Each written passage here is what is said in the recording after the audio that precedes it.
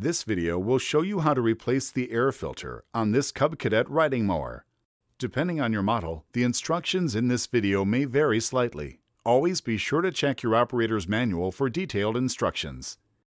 Place your mower on a flat, level surface. Turn the mower off. Make sure the engine is cool. Remove the ignition key. Disconnect the spark plug ignition wires.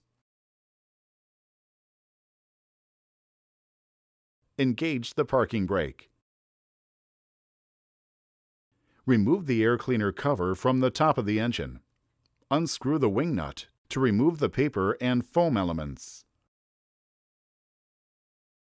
Wash the foam element in mild detergent and water and allow it to dry completely.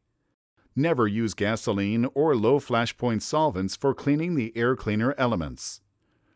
Apply a few drops of clean engine oil and squeeze out all excess oil. Replace the foam and paper elements. Reattach the assembled air filter. Replace the air cleaner cover and secure it with the wing nut. Attach the spark plug ignition wires.